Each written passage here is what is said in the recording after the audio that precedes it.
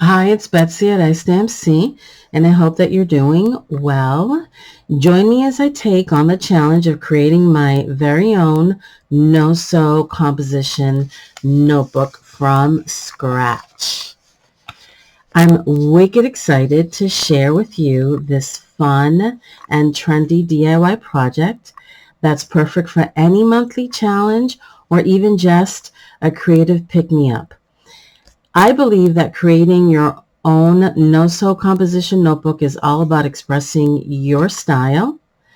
And I plan to use this notebook in the November No-Sew Challenge that is hosted by Meg Journals here on YouTube. And I will link more information down below. I don't know about you, but I truly love DIY projects like this one because they give us the freedom to create something that's truly our own. And the best part is it's not just about the end result. It's about the process of creating something with your own hands.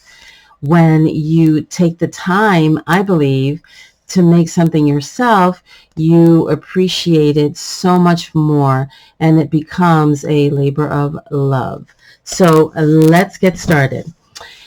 To make your own no-sew composition notebook, you'll need some basic supplies. Now, what I did is I asked my husband to cut the full-size composition notebook in half. So you get two for the price of one. And I probably picked this up at either Walmart or Staples, or I don't really pick up the ones at the dollar store because the cover is kind of flimsy, and this is pretty sturdy.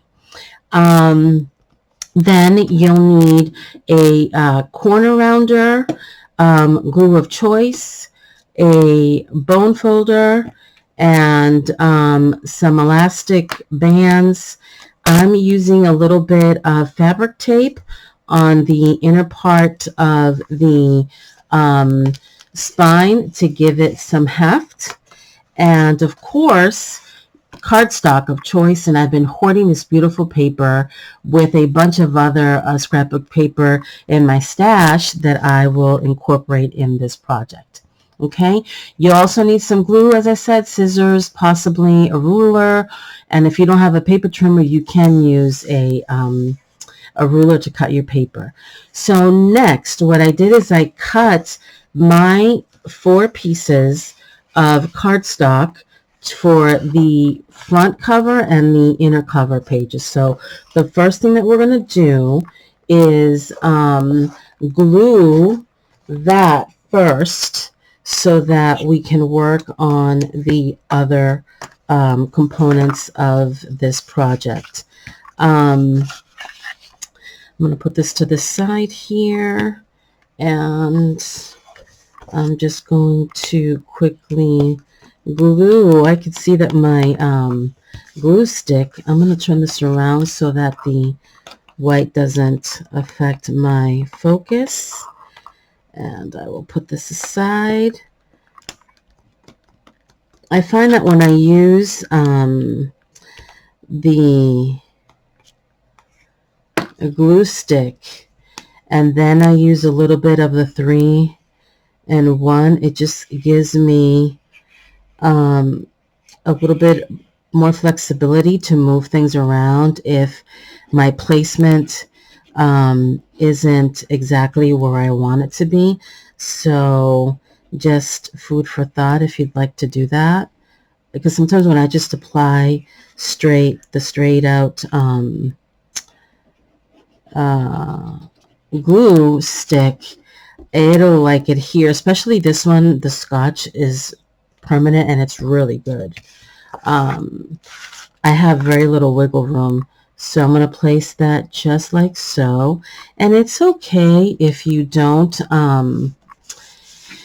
if you cut a little over, it's perfectly fine if you do, because you can use your scissors, or you can use,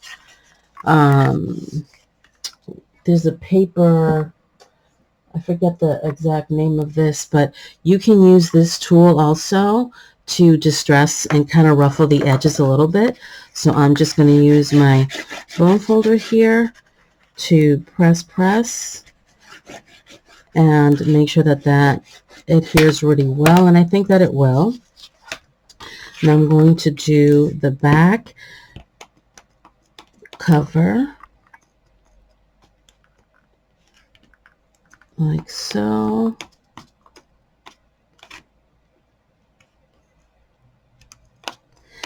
I've done many composition notebooks, but never a larger size notebook. And I'm really looking forward to participating in that No-Sew November No-Sew challenge. And this one will go like so. Oops. Well, I kind of forgot to add the,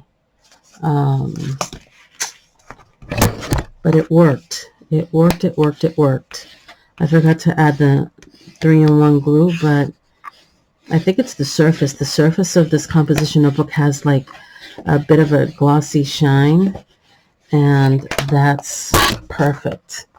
And like I said, I'll worry about that later. But see, look how easy that is. And then let me just cover my glue here. What we're going to do next is, and this is a super quick project. Literally, I thought about this a few days ago, and I literally whipped this up in about 30 minutes, 40 minutes or so.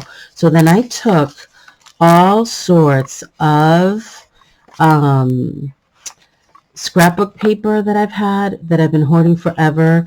This is something that I worked on the other day. I used stencils and walnut crystals and copy paper. This is a paper bag. This is from an old book. Here is an envelope. This is a jumbo tag. This is digital paper. Again, I took cardstock and I scrapbook paper that's 12 by 12, and I did fold it kind of up a little bit to make a pocket. Here's another envelope. Here's another old book paper, and then I just folded everything in half. Another tip that you can also do is you could use the pages from the notebook and glue your scraps on it, but I thought that that would be a little bit more tedious, and I wanted to keep it simple. So that's just food for thought. So what I want to do next before we put the pages on the inside, I know I'm so excited. I forgot to glue the inner pages of the front and back cover, but that's no biggie. We'll do that right now. Yeah, no, this is a great way to use up your scraps, and that's really what it's all about. Use what you have. And I literally, all this stuff I grabbed from my stash. And here I will, I remember to use a little bit of the 3-in-1 glue. So that way it will give me a little bit of wiggle room, if you will, to move it around just in case. Okay, and now this one will go here, like so.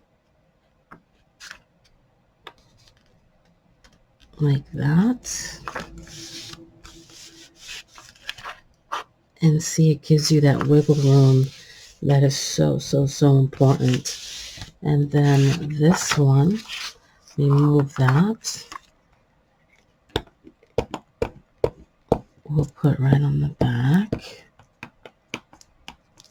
You can also, if you want, for now I'm just going to focus on the covers, the pages, because it's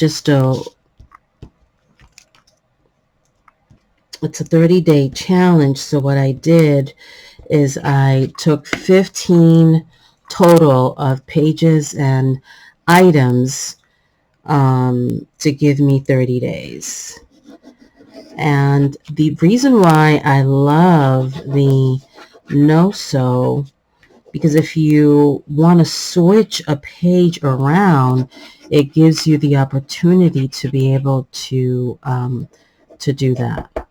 So this one will go right here, like so. And I'm going to move it a little bit this way. And I'm going to use my bone folder here to press. And you can also, if you want, you can add a pocket here. You can add a pocket here. Whoops, here on the bottom. You can add a pocket here. You can add a pocket here. Same thing on the back here. You can put a pocket on the bottom side or here. So look how easy that was to put the front and the back and inner covers. Now, as I said, I already pre-made these because I wanted to keep this video short and simple. And I'm going to put this like so, okay? And let me grab, so you're going to grab your hair elastic and just make sure that your pages are in place somewhat. And then you're going to basically feed your elastic right over into the spine like so.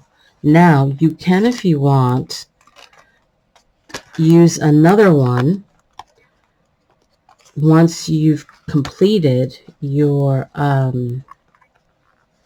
30-day project to kind of keep your notebook in place. So as you can see, the transformation is pretty amazing.